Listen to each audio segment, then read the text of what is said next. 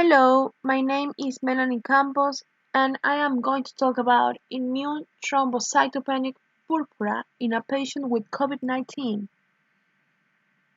Definition: also known as idiopathic thrombocytopenic purpura, is a type of thrombocytopenic purpura defined as an isolated low platelet count with a normal bone marrow in the absence of other cause of low platelets. It causes a characteristic red or purple bruise-like rash and an increased tendency to bleed.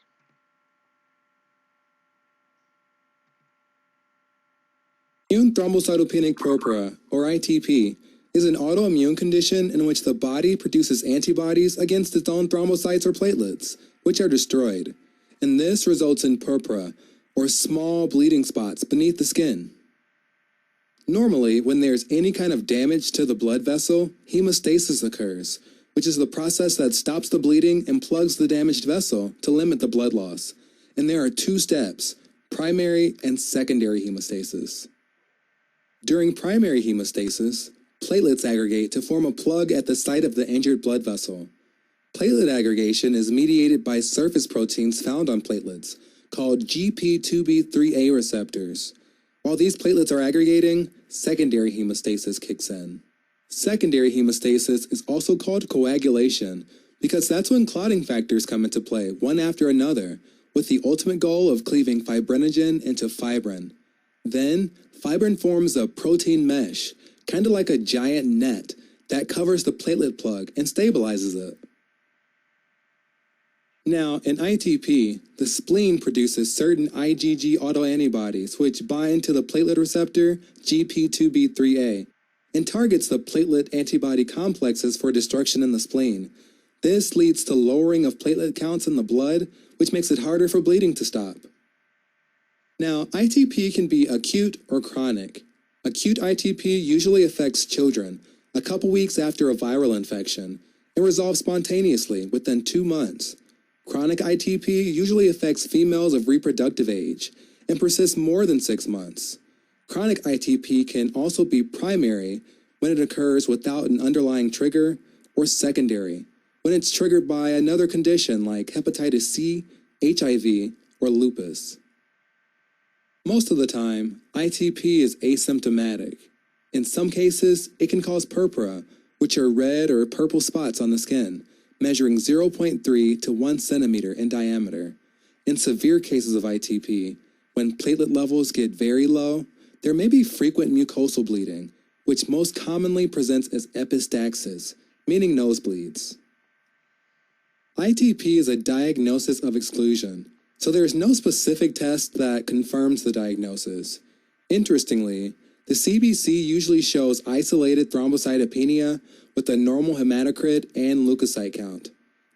Now, in some cases, if there's significant bleeding, that can lead to anemia. An abdominal ultrasound is often done to rule out splenomegaly, and hepatitis C virus and HIV testing are done to rule out secondary ITP. Individuals with secondary ITP are treated for their underlying condition, while treatment of primary ITP depends on the platelet count and symptoms. Asymptomatic patients with a platelet count over 30,000 can be observed and often recover on their own. Patients with an active bleed, or those with a platelet count below 30,000, are usually started either on corticosteroids or intravenous immunoglobulin, or IVIG for short. Corticosteroids act as immunosuppressants, and IVIG has an immunomodulatory effect. Both of them help stop the formation of new autoantibodies. In individuals who don't respond to steroids, a splenectomy can be done to get rid of the splenic macrophages that are destroying the platelets. Finally, transfusing platelets can be done when platelet count is less than 10,000. All right.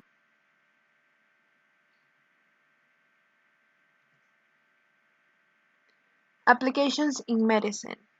ITP is diagnosed by identifying a low platelet count on a complete blood count, a common blood test. In the middle case, only careful observation may be required, but very low counts or significant bleeding may prompt treatment with corticosteroids. Intravenous immunoglobulin. anti-D immunoglobulin or immunosuppressive medication. Refractory I-type B, not responsive to conventional treatment or constant relapsing after splenectomy. Requires treatment to reduce the risk of clinical significant bleeding. Platelet transfusion may be used in severe cases with very low platelet count in people who are bleeding.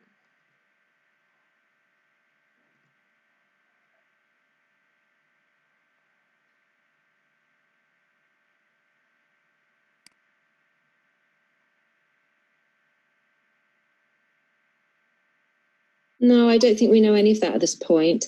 I think that it's exactly what we're trying to find out is which types of people get more sick. I don't think we've seen that so far. That's certainly not something that appears to be important. And Francesco, I think, from Italy is sort of further ahead than us. So I don't think that's coming out that that's a more severe type at all.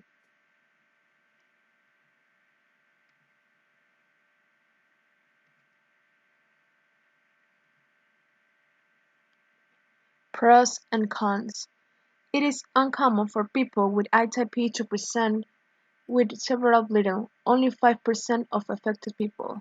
However, within 5 years of diagnosis, 15% of affected individuals are hospitalized with bleeding complications.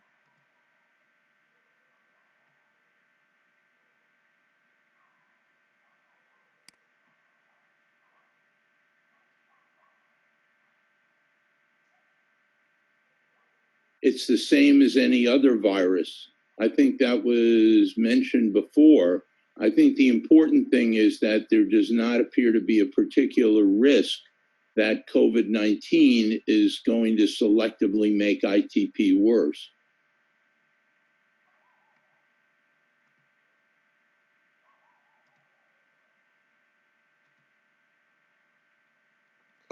Issue applied in Ecuador.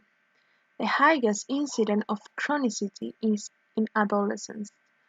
Risk factors for development of chronic ITP include advanced age, severe thrombocytopenia at initial diagnosis, serious onset of symptoms, and lack of precedent infection or vaccination before the development of ITP.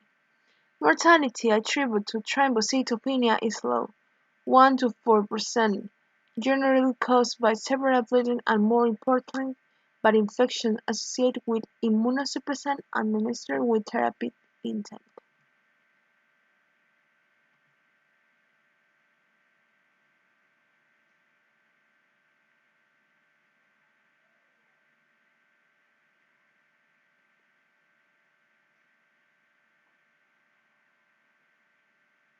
Again, I have no experience so far, so none of my patients have gotten infected, thank goodness. Maybe others can comment better upon that, but any viral infection, CMV, for example, or EBV, or even a cold will commonly drop platelet counts in many patients. Paradoxically, about 1 in 10 of my patients who gets a viral infection, the platelet count actually rises, so I don't understand that. But in general, viral infections drop platelet counts. It's probably because it turns off the rate of platelet production.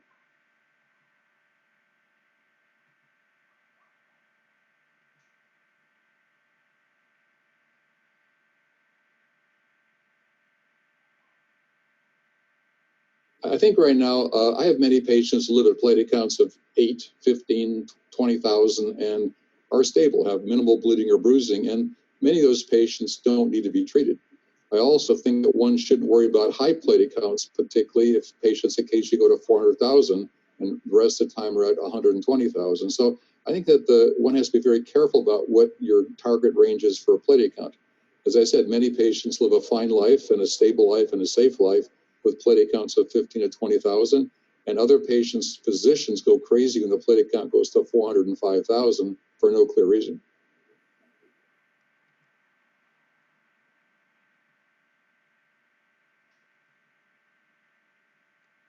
Conclusion: immune thrombocytopenic purpura can occur secondary to COVID-19 infections. A systematic approach is essential to diagnose new-onset ITP after excluding several concomitant factors or conditions that can use thrombocytopenia in COVID-19. ITP has been found to be more common in elderly and moderate to severe COVID-19 patients. Several reports of ITP in asymptomatic COVID-19 patients underscore the need for COVID-19 testing in a newly diagnosed patient with ITP amid this pandemic.